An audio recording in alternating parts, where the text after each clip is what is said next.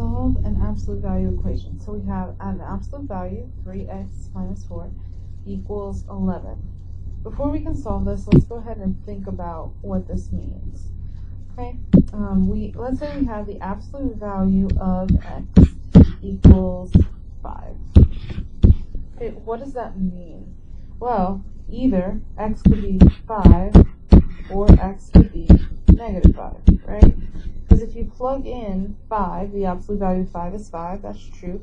What if you plug in negative 5?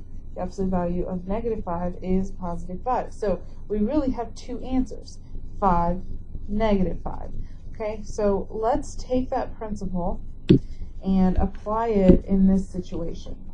Okay, so this part inside the absolute value, the 3x minus 4, it could be 11, but it could also be negative 11, right? Because if this part inside the absolute value was negative 11, it would still be true. Okay, so the first step with the absolute value is to split it into two equations, to say the part inside, 3x minus 4 equals 11, and the part inside, exactly how it was, 3x minus 4 equals negative 11. And then you solve each one separately. Let's go ahead and add 4 to both sides. Divide by 3. Okay, add 4 to both sides. And divide by 3. Alright, and we get our two answers this way. So you can write x equals negative 5 or x equals negative 7, positive 5 or negative 7 over 3. Or you can write them like this, x equals negative 7 over 3, comma 5. And we usually write the smaller one first. Alright, great.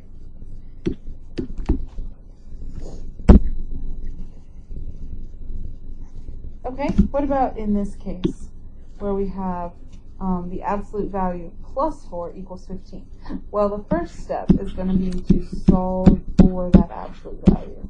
So we'll subtract 4 from both sides and get 3x plus 2. The absolute value of 3x plus 2 equals 11. Once you've solved for the absolute value, then you can split it up into two problems. Again, one of them has positive 11, the other has negative 11. However, the part inside the absolute value does not change. That's very important. Okay, subtract 2 from both sides.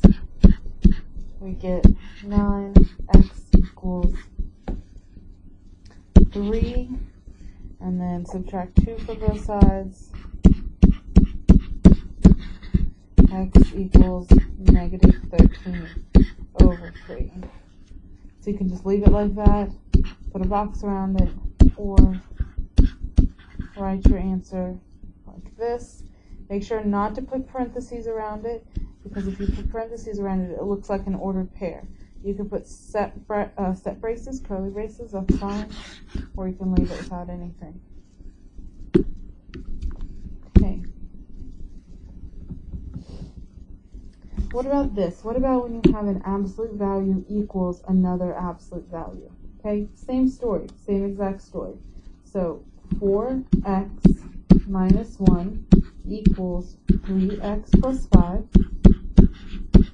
or 4x minus 1 equals the negative version of that, 3x plus 5. Okay, but you don't change the part inside the absolute values at all. You just tack on a negative to the front. So let's solve the first one. We'll go ahead and subtract 3x from both sides. We get x minus 1 equals 5. Add 1 to both sides, x equals 6. On this side, we'll have to distribute the negative. 4x minus 1 equals negative 3x minus 5. Okay. Add 3x to both sides, 7x minus 1 equals negative 5. Add 1 to both sides, 7x equals negative 4. And divide both sides by 7, x equals negative 4 over 7. So x equals negative 4 over 7, comma 6. X equals both of those. Alright, awesome.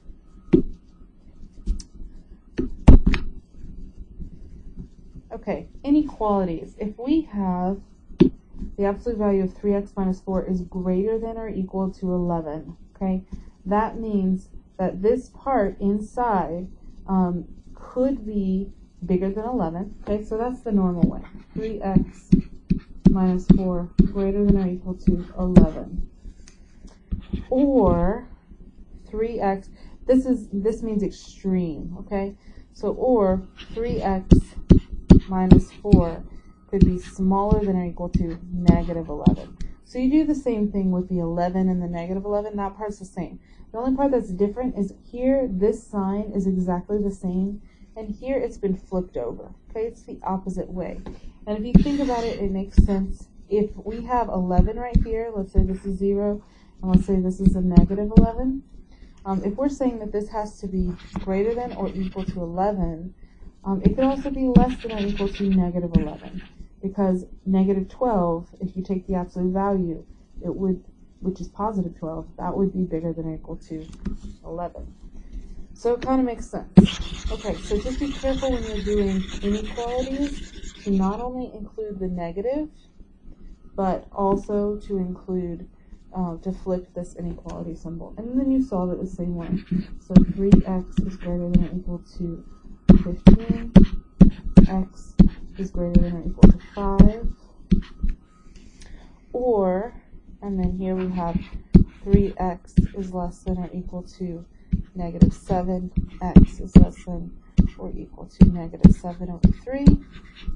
Okay, you'll do them exactly the way that we would have done them before. We're going to go ahead and graph them one on top of the other. So let's say this is 0, 1, 2, 3, 4, 5. Okay, 0 again. 1, 2, 3, 4, 5.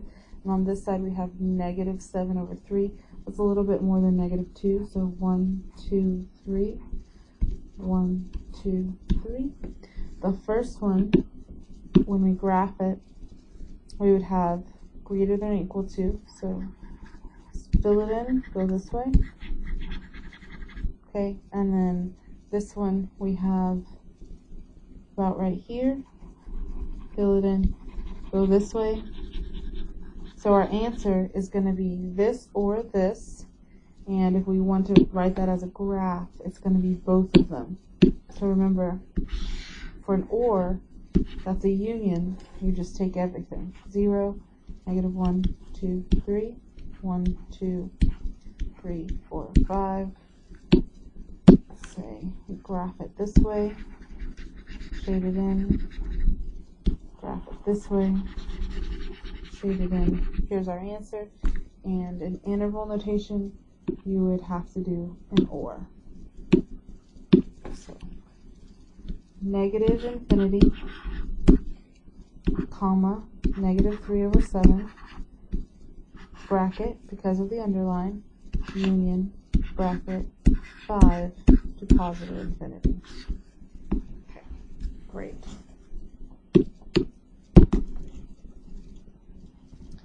Okay, notice how we have greater than or equal to? We're going to do a less than or equal to. Same exact problem, less than or equal to. Okay, this time we're going to do in the middle. So 3x minus 4 is less than or equal to 11. Or 3x minus 4, and instead of less than or equal to, we're going to have greater than or equal to negative 11. Alright, but what does this really mean? If we have something is less than 11, greater than or equal to negative 11, that means we have this situation.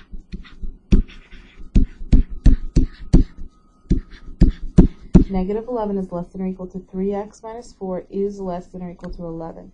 And then we can just solve it from here. Add 4 to both sides, or to every side, I should say. And then divide every side by 3. Negative 7 over 3 is less than or equal to x is less than or equal to 5. And that is really easy to graph and to write in interval notation because it's already written with x in the middle. Let's say this is 0, 1, 2, 3, 1, 2, 3, 4, 5. When we go to graph it, we know that we have from here to 5. We'll shade in the middle because our x is in the middle. And we'll write the answer with brackets, negative 7/3 to 5. Great. Okay. And let's watch out for some trick situations. What about in this second case? We'll go ahead and do the second one first. When we say 1 over 4x minus 3, the absolute value of that equals 0, that means that the part inside equals 0, right? Because you can't have plus or minus 0. So normally you would say 1 over 4x minus 3 equals 0, or 1 over 4x minus 3 equals negative 0, but you can't have negative 0. 0 is just 0, so you don't even have to worry about that.